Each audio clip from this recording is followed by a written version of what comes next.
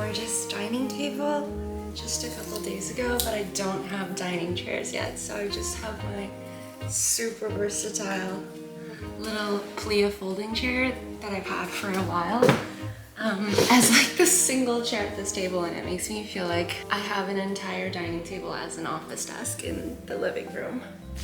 But anywho, let's do a little bit of journaling.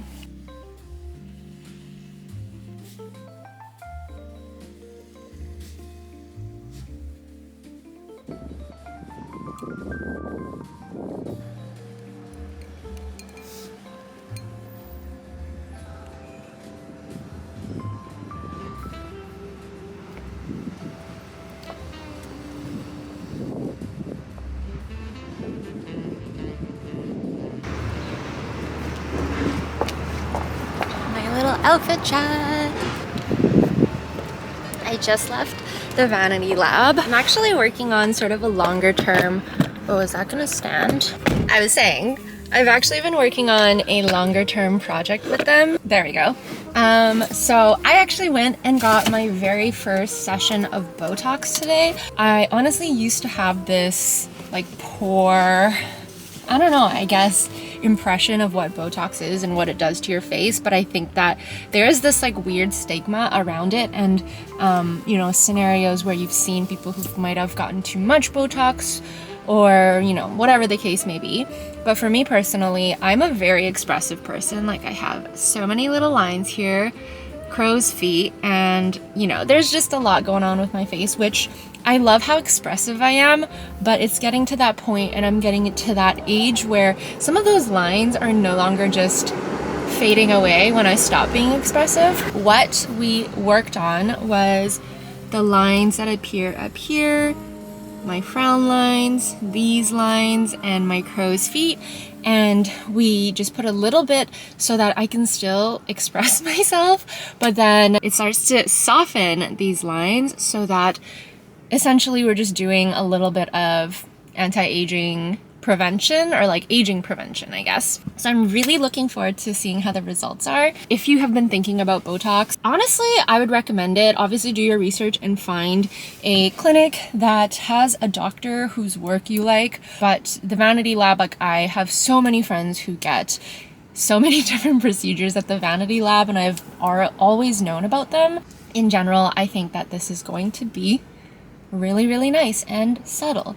So I'm gonna check in with you guys over the next little while to see like what the results will be. But yeah, that's what I came to the city for today.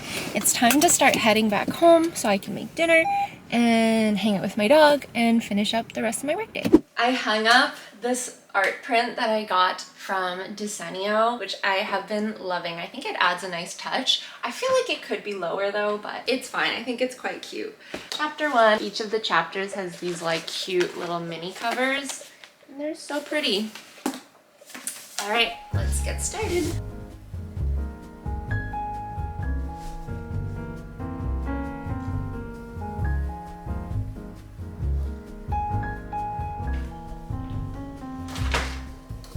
Yesterday, I actually tried out this pho noodle recipe that was so good.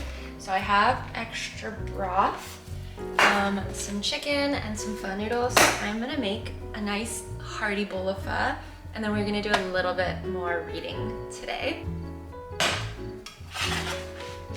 Okay, noodles are here. The book is here. All right, this is how far I got. I'm on page 306 of like 490 or whatever it is. It's so good. I changed my mind about the 4-star. It's really feeling like a 5-star for me.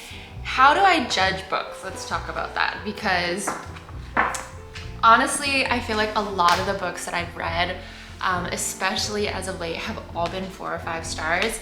And something that instantly makes a book a 4 or a 5 for me is the feeling that it invokes in me. So like, if a book is making me want to continue reading it and like just makes me not want to put it down, or if a book is making me feel sad about the fact that I'm closing in on the end and it makes me kind of want to close it because I don't want to finish it, but also keep reading because I can't help myself, automatic 4 or 5. If a book makes me squeal or like physically react and feel that emotion, automatic 4 or 5.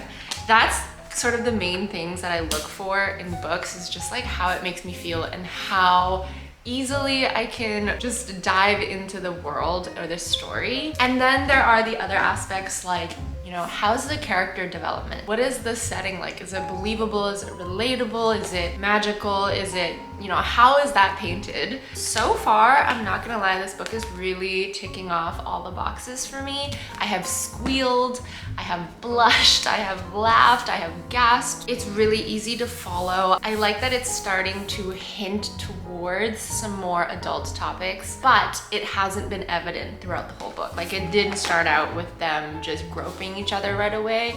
They've really been building and building and building this relationship, and I don't even know if they're gonna grope each other yet, really, truly. Like, I don't know if it's that sort of romance novel. I still haven't looked up what the spice level of this book is, but where I ended last night was like the first time that it started to allude to maybe it's gonna get a little spicy, but I only have like 200 pages left for it to be spicy. So we'll see how spicy it really gets. The relationship building in this book is just spectacular. I've really been enjoying that aspect. The magic has been great. She is still struggling with her powers, I guess, this far into the book, but it has not felt dry. It has not felt like overly slow because so many other things have been happening in this book. Anywho, I'm on chapter 35 now, so I'm gonna do a little bit of reading while I have lunch.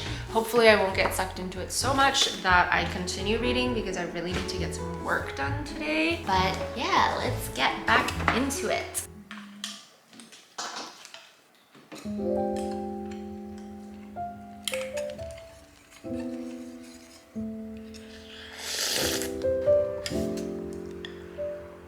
She just threw a little wrench in my relationship. I'm in so much trouble. I don't want to stop reading. Ugh, I'm just... The story and the book itself, I wouldn't necessarily call a slow burn because so much happens in it, but the relationship definitely is. We're this far through the book and they're really still pulling back and forth. I mean, obviously I'm into it, and obviously I like slow burns because I keep reading them and it makes me want to keep reading and doesn't make me want to just DNF this book. My heart doesn't like it because I just want them to be together. Carissa Broadbent, she got me. It just got spicy so quick, and not even in a way that I expected. Like, I kind of expected them to fall in love and all of that, but it's got spicy.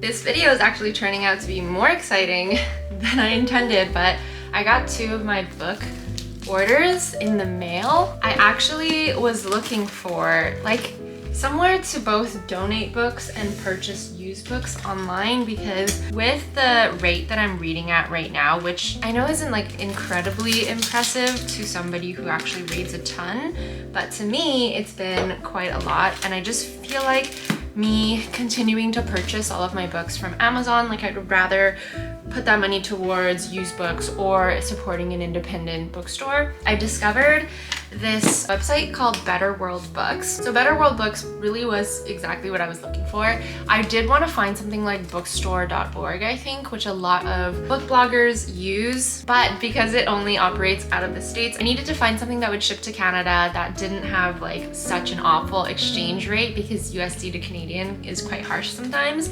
And what they do is they take in donations for books and then they resell the used books, and for every book purchase they do donate a book as well. They also support several like literacy funds. They really try to sustainably source the books. Like, yes, you can buy new books on Better World Books, but there are tons more used options than there are new. But overall, I think this is going to be a way better way for me to purchase and read books and add them to my collection. It's funny, I think both of these come from a library, so it must have been a library like getting rid of some books. This video is not sponsored by them. I just discovered them and I wanted to give them a go. The books are in pretty good shape. I did purchase a few more, but they come from different locations. So I have 2 packages, one with these 2 and then some other titles in a different package, which I'll show you in another video. But I got The School for Good Mothers and I also got Clara and the Sun, both of which I've heard amazing things about and have been wanting to read. So I'm glad that I was able to find these on Better World Books. What an exciting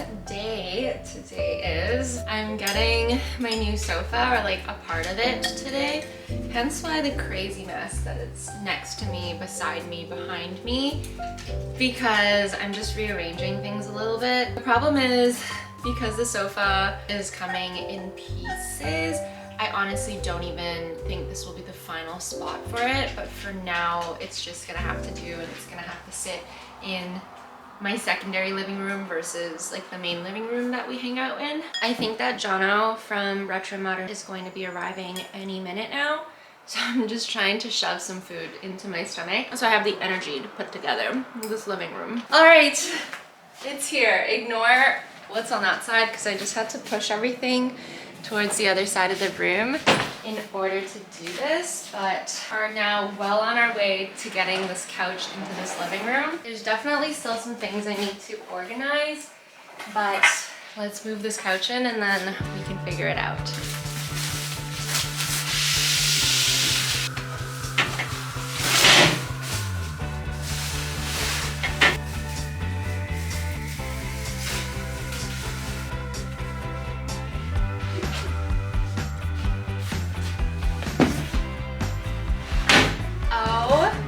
My God.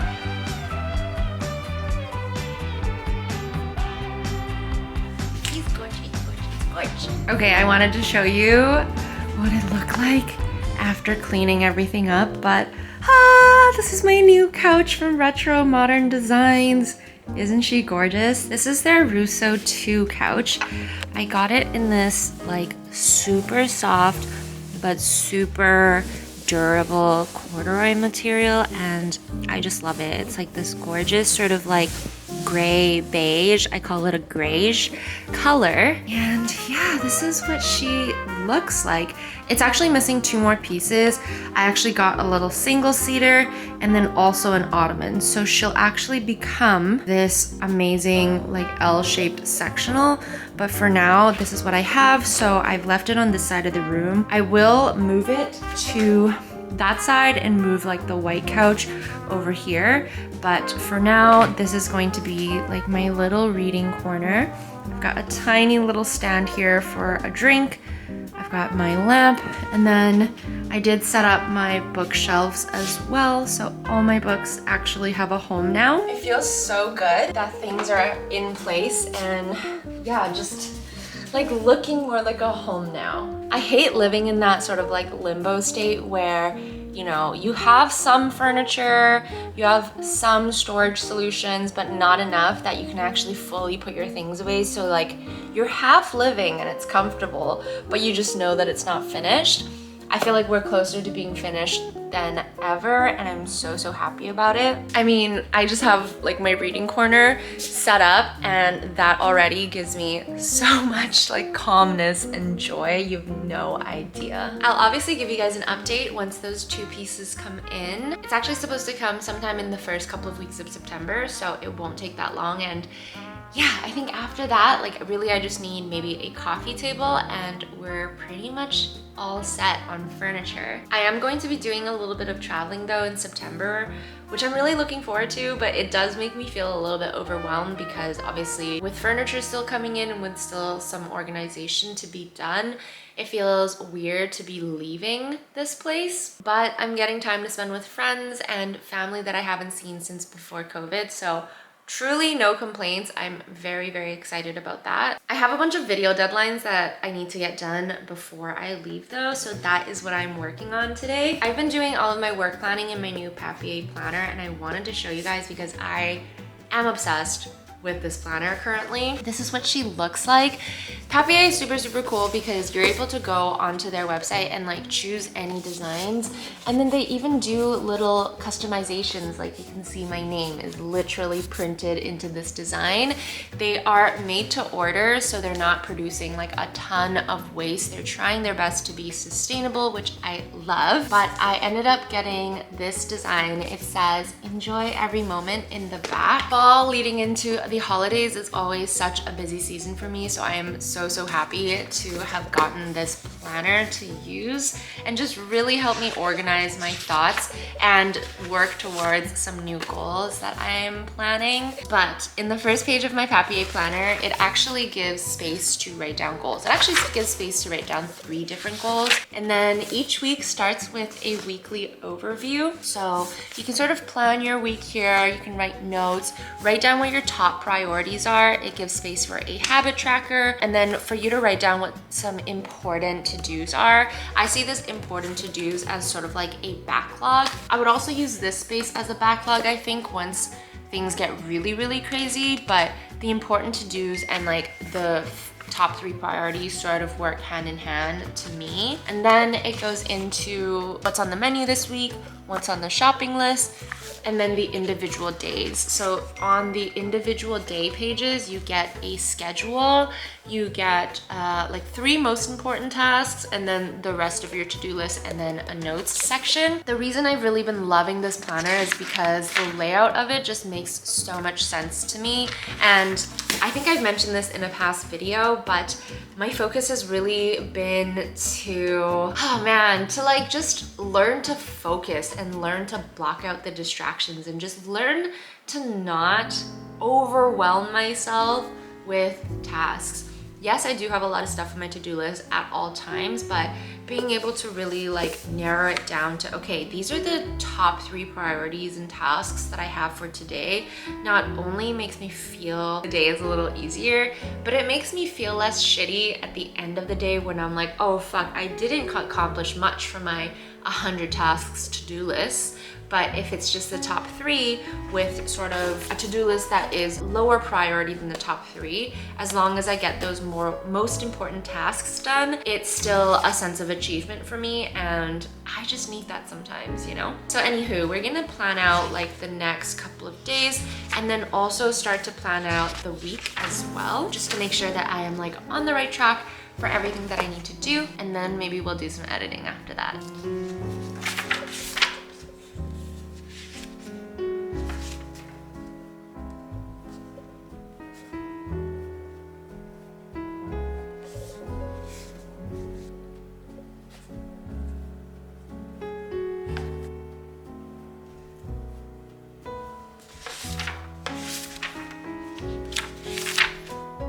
Okay, I just wanted to show you the layout.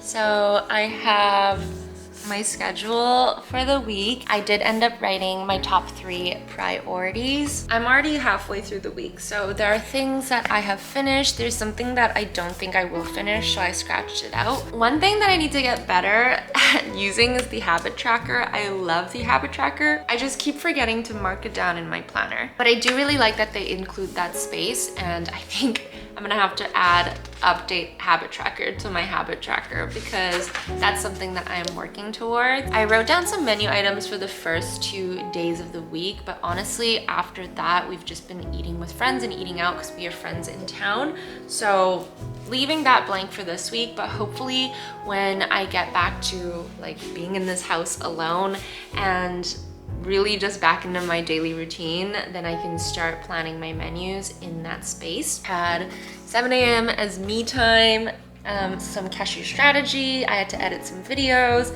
Then I had lunch, and then I had a dinner, and then I went to go watch Barbie. I wrote that day that the most important things I had to do was finish editing 2 of my collabs, and then also to rethink cashew strategy, which is an ongoing task, but I wanted to get started that day.